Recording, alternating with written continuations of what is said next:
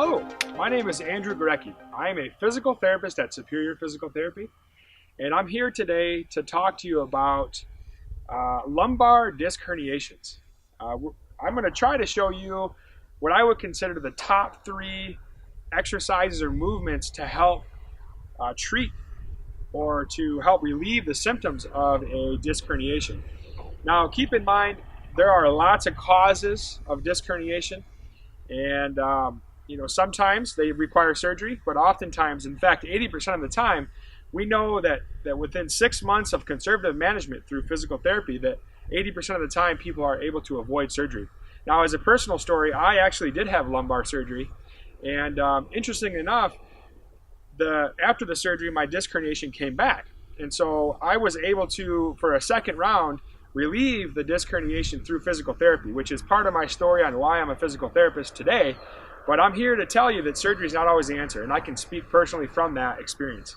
And if I told you there was a natural way to fix yourself that required no injections, no surgery, and no medication, that's what we're talking about today, is the top 3 strategies on what we see in the clinic that is common movement limitations for a disc herniation. Now, there's 2 main areas that we see that are limited in people that cause the disc herniation in the first place. The number one is hip mobility issues. If somebody doesn't have proper hip mobility, that causes a lot of stress on the disc and can actually tear that disc, which is where that disc herniation comes from in the first place. The second most common area is the upper spine. If we're moving in our day and our upper spine is tight, that's again another area that causes more stress on the disc and can be the dysfunction that causes the symptom of a disc herniation. So let's talk about the hips first. By far the most common hip limitation is the front or the anterior part of the hips, a muscle called the hip flexor. I'm going to show you a very easy strategy on how to get that muscle to loosen up and take pressure off your disc. We're going to get into a position here where we have one knee on the ground. This foot's nice and in front. I know this muscle has to be able to lengthen in 3 planes of motion. So the first plane of motion is front to back. So I'm going to get into this position here where right away I start to feel a little tension in my hip. My back's not hurting. I'm gently moving my hips front to back. I'm going to try this for 30 seconds. Then I'm going to try side to side, which is our second plane of motion. And I'm just going to gently let my hands move. Now, if this is hurting my back, I might just try to let my hips move. 30 seconds. And the third motion is going to be rotation left and right. So after 1.5 minutes, I'm going to switch my legs. I'm going to go through the same sequence, front to back, side to side, rotation right and left. Okay. Now, the second most common area is going to be limitations in the upper body, upper back. So I'm going to show you a strategy how we're going to use this wall, and we're going to actually take a strategy that tries to relieve pressure from the nerve that the disc is pushing on. And so we know that pressure relief is going to come from motions that create left side bending if it's my right side, right rotation, and flexion. So we're going to try that using this wall. So what I'm going to do here, I'm going to put my left foot forward and my right foot back. I'm going to put my hands to the right side here, which creates that rotation. And then I'm just going to gently let my left leg go forward and back. Now, as I'm doing this, I should feel tension in my upper spine, not my lower spine.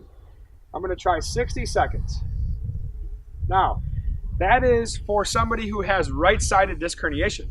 If I have a left-sided disc herniation, I'm going to switch.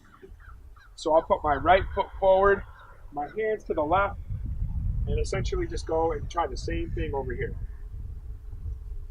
Now keep in mind, that's important. It's right side versus left side. Don't do that on both sides if only your right side is hurting. So that's number 2.